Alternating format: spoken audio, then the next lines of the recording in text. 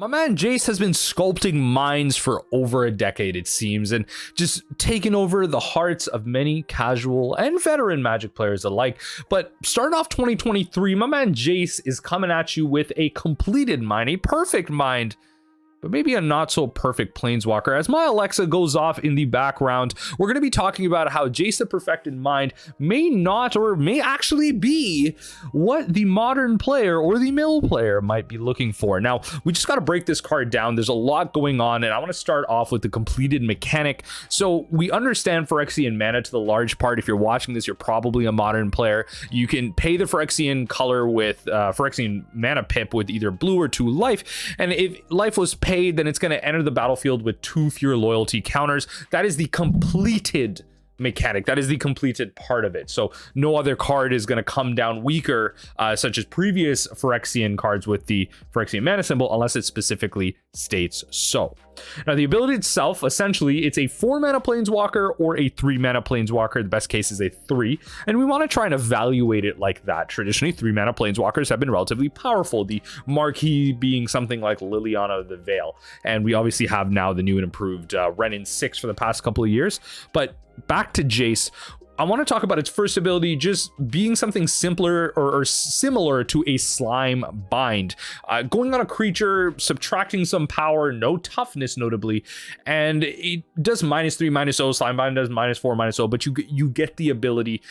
It's not really the best thing in the world in terms of interacting with the board. Unfortunately, creatures these days are a lot larger. Obviously, it helps in terms of Modern's creatures. There are a lot of kind of 4 power, 3 power, 2 power, and even 1 power creatures that are relatively good and out there. The problem is it only interacts with one of them, and a lot of them have constant abilities or things that are problematic as they're on the battlefield. So just affecting their power isn't really what we want. We want them removed, destroyed, returned to their hand, whatever it might be. So its +1 isn't really significant. Now we want to talk about the second ability the most, which I'm going to come back to, being kind of similar to a Visions of Beyond, having that condition. If we kind of go back to it, -2, target player mills 3 cards, then if a graveyard has 20 or more cards in it, you can draw 3 cards, otherwise draw a card. So you do get the default. So if your opponent does hit you with some graveyard hate, it does have the default of quite literally just being a Visions of Beyond. So it has that additional upside of milling 3 cards. So it helps you along the way, but then ultimately is a sorcery speed. And I say that just because you have to play the card and then activate its ability, you do get priority.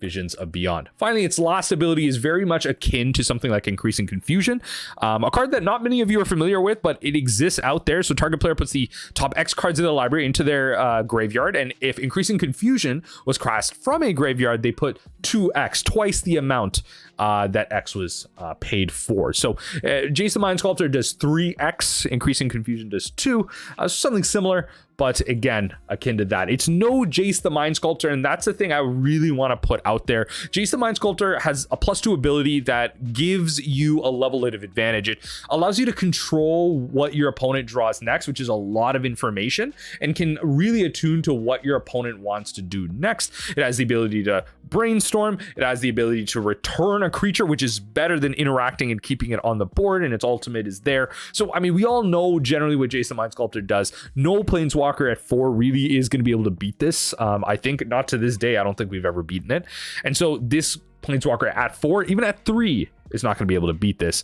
And so going over that first ability, again, I've said my piece about it. It's not the most powerful thing in the world. It's not great. And I really feel like this card could have had the ability to potentially tap down a creature and it doesn't untap, or the creature can't attack you. Like, it could have had an ability like that, which would have been a lot better. That way, even if the creature has like an attack trigger or can still do damage to you, for example, if it's something like a giant flyer that's an 8/8 that many of us know, it's still a 4/8 or a 5/8 in the case of Jace, and can still do a lot of damage to you. So something like that would have been a little bit better, and I feel like they overbalanced this for something like Standard or one of the Arena formats. For something like Increasing Confusion, this is the ultimate ability that I want to refer to. I want to talk about some of the math involved with its ultimate, and it's an ultimate that you can recur, so you can come down on 3, right, and actually keep it. So if we look at Jace itself, Jace starts with 5 loyalty, right? And I apologize for all my fans out there that are triggered by a little bit of math and a little bit of advanced high school math, as you may call it. Trust me, I don't like variables as well. But it comes down with 5. If you complete it, it loses 2 and goes to 3. So those are the 2 numbers we're going to be working with. Its ability is -X, mill 3x. Okay, that's all it is. Now, if x equals 5, then your opponent, so if you paid 4, you can pay a maximum of 5 loyalty, and your opponent is going to mill 3 times 5, 15 cards. So you paid 4 mana to get your opponent to mill 15 cards. To be fair, Tasha's is something similar, right? And even more depending on the archetype you're going for. So already that rate's not great. Now, what if you complete it, paid for 3 mana and 2 life? Well, X is going to be up to 3. And then it's going to be 3 times 3, which is 9. Now, these numbers aren't great, to be honest. They're not the best thing in the world. And unfortunately, even if you do keep it, let's say you do -1, -2.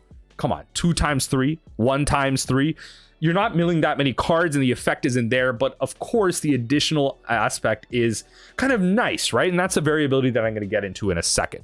The last thing I do want to mention on this ability, and it's for the sake of my arena players out there, is something that starts with a B. I'm talking about Brewvac. Now, in a format like Historic, in a format like Alchemy, again, my apologies, I've not played Alchemy in forever, so if it's not Alchemy, I apologize, but Brewvac is going to give you the ability to potentially double up on this. So something like Brewvac, having the combo deck in Historic, this actually might be a really powerful option in it, because you have the ability to actually interact with a kind of format where the creatures aren't necessarily as powerful or as quick.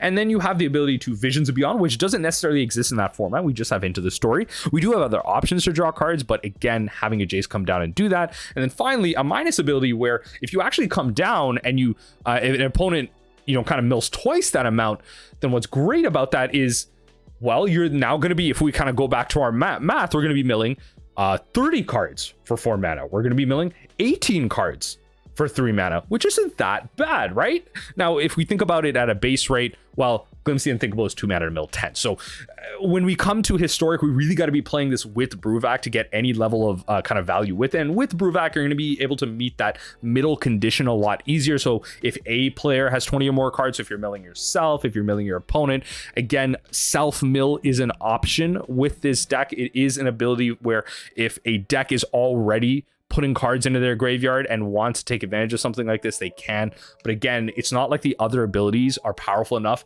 to have other decks take advantage of that. It's not like you're putting a +1, put the top card of any player's library into the graveyard, or it's -X is doing additional things. So it's not like it's going to go on a Reanimator deck. That's all I'm trying to say. Finally, the Visions of Beyond mode that everyone is thinking about. Can we replace Visions of Beyond? Can we play this as a 5th, 6th, 7th, 8th copy of Visions of Beyond in our modern mill decks? Well, Visions of Beyond, 1 mana instant, one of my favorite cards ever in Magic the Gathering, and obviously one of my favorite cards in modern mill, period. Draw a card. If an opponent has 20 or more cards in it, you draw 3. So essentially the same functional thing. It checks both graveyards, just like Jace. You get to default to draw a card if the graveyards are gone or some type of hate piece like that is there. And it doesn't say target player, so you don't get those niche scenarios where if your opponent is out of cards and you can't mill them, you can't force them to draw. So both cards don't do that. The comparison to a 4th, 5th, 6th, 8th copy of Visions of Beyond goes to a card like Into the Story. This is a card that a lot of mill players will look to add a kind of 5th copy of in their deck. So as in they have 4 copies of Visions, they have a kind of 5th copy of a big draw spell and Into the Story, or they might even replace, like Tibble or the Red Sub, replace a 4th Visions of Beyond with Into the Story. My favorite modality of this card was actually against the mid-range decks.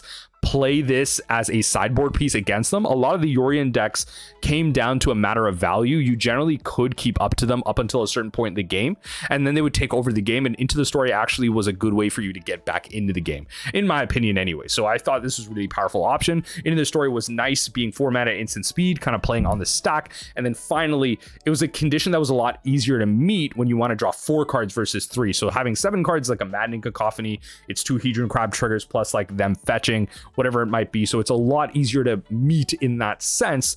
And so is it better than Into the Story? In my opinion, it actually fills different roles. I actually think Into the Story is technically still playable in Modern, although there is a lot of hate for Modern Mill in the format. I still think Into the Story technically has a better place in the modern format than Jace does.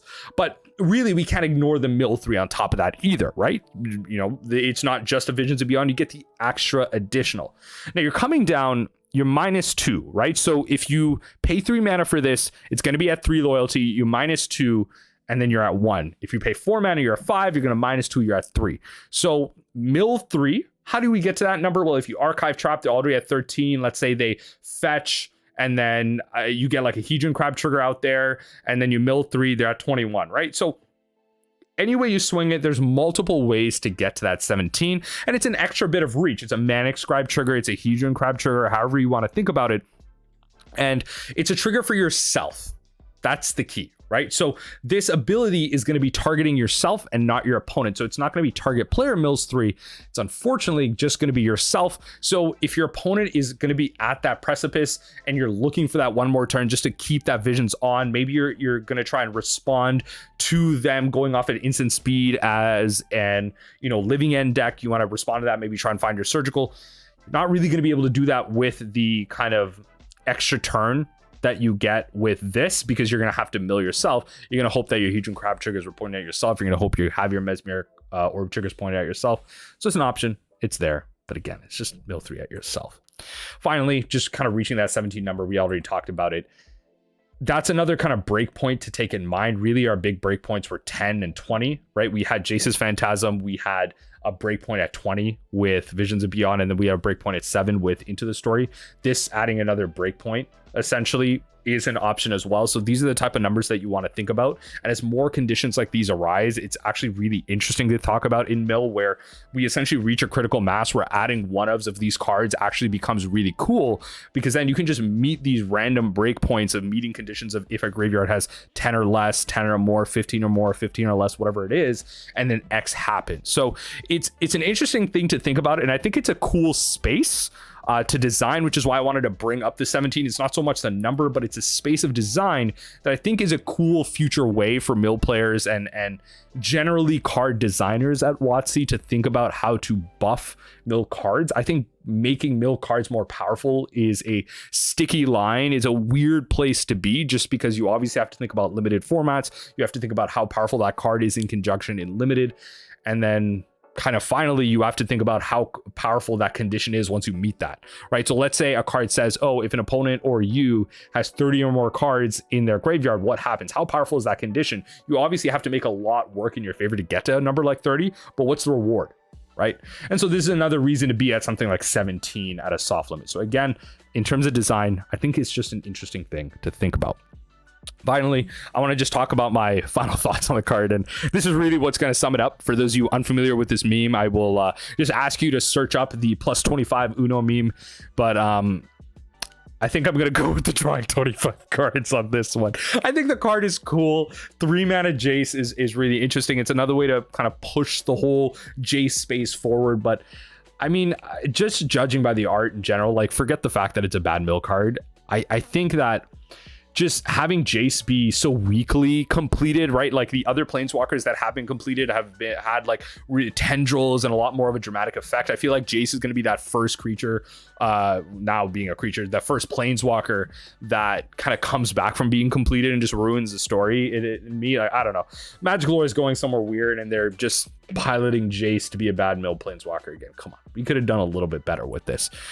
Ultimately, the card is there. It's perfected its mind, but I think, honestly, as a mind sculptor, I think Jace's mind was a lot more perfect in that sense. So ultimately, the card is cool. I'm excited to see where the rest of the kind of planeswalkers go. And if this is the only mill card in the kind of format, I think we'll have to deal with that, but it'd be really cool if we do get another kind of mill card or two. So I'm excited to see where the spoilers go. And if you're this far in the video, let me know what you're excited for in terms of completed planeswalkers. Let me know what you're excited for in terms of, well, new Phyrexia or Phyrexia all will be one spoilers in general. I'd love to see where this kind of whole saga of this planeswalker battle with Phyrexia ends. You thought my video was over? Nah, where is my Dimir sword? Why do we have a Gruul sword? Why can't I just equip a sword onto my Hedron Crab, attack with it, mill 50,000